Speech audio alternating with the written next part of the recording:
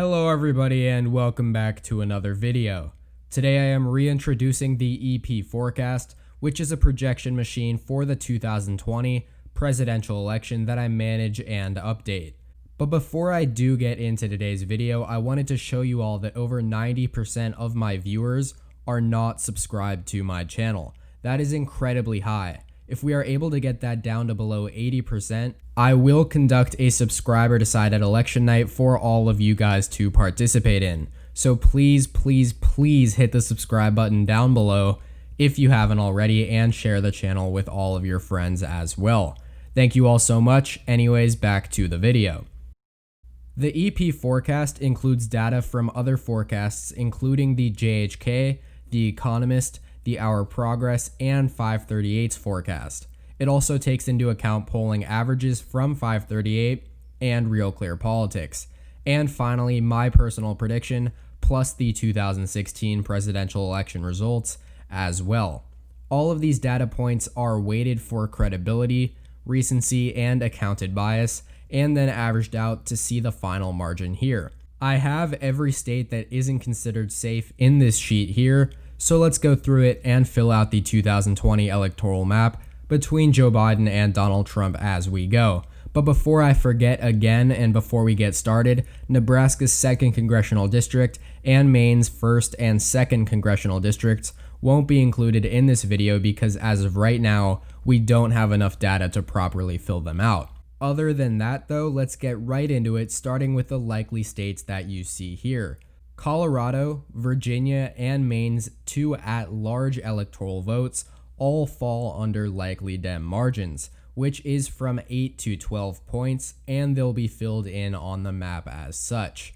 Both Colorado and Maine are interestingly listed as safe in the JHK forecast, and Colorado is also considered safe according to The Economist and 538's polling averages. This is why you see Colorado further in Biden's column than Virginia, despite it being closer in 2016 as you see here.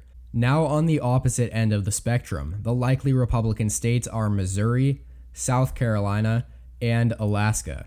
As you can see on the forecast, all 3 went to Trump by safe margins in 2016, but their closer than expected polling numbers lower them into likely territory. You may also note that I personally still expect Missouri and Alaska to remain safe for Trump this November, while South Carolina I do believe will in fact move into that likely territory.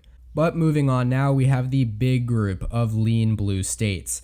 In order from highest to lowest margin: New Hampshire, Minnesota, Michigan, Nevada, Wisconsin, Pennsylvania, and Florida. With all of these states filled in on the map, it brings Joe Biden up to 301 electoral votes, already way past the 270 mark needed to win the presidency.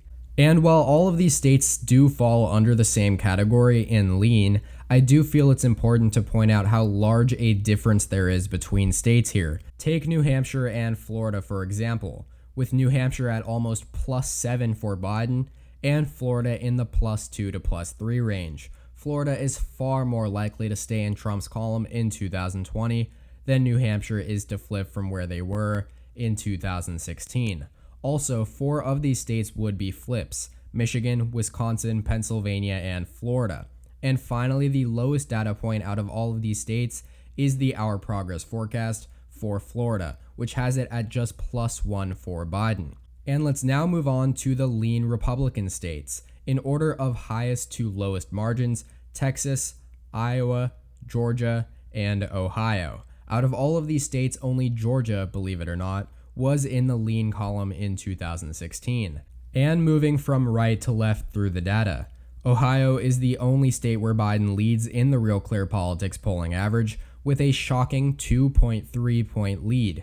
Ohio is also the lone state in which Biden leads in 538's average, meaning he has a clear edge in polling in that state as of right now. As for the Our Progress forecast, Georgia joins Ohio as slightly in the blue column there. Now finally we have the last 2 states, North Carolina and Arizona. Both states fall under the tilt column for both respective candidates and parties, with Arizona at +1.25 for Joe Biden, bringing him up to 317 electoral votes. And then North Carolina is, wow, take a look at this, just plus 0.04 for Donald Trump and the Republicans, making it tilt incredibly slightly towards the red column. That does give Trump 218 electoral votes though, and interestingly, North Carolina is only red in 538's forecast, as well as the RCP polling average, my personal prediction, and then with the 2016 results, that is really contributing the most to that push over to Trump. Everything else in that column is blue. Arizona, on the other hand, is blue across the board, except for their 2016 results. As for the election map though, 3 electoral votes are toss-ups, as we don't have enough data to accurately fill out the competitive congressional districts. However, if they go the way they are expected to, with Nebraska's second tilting blue, Maine's first as safe blue, and Maine's second as lean red, then we will have a 319 for Joe Biden to 219 for Donald Trump map. I'll be updating this pretty frequently as the data is constantly changing, but as of right now, this is the 2020 electoral map according to the EP forecast. Let me know what you guys think is wrong about the forecast as of right now, what you would change, and what you believe is your personal prediction for the 2020 election. Obviously, a lot is going to change, and this video is not going to be anywhere near completely accurate for what happens in November, but it is our best guess at how things stand if the election was held today.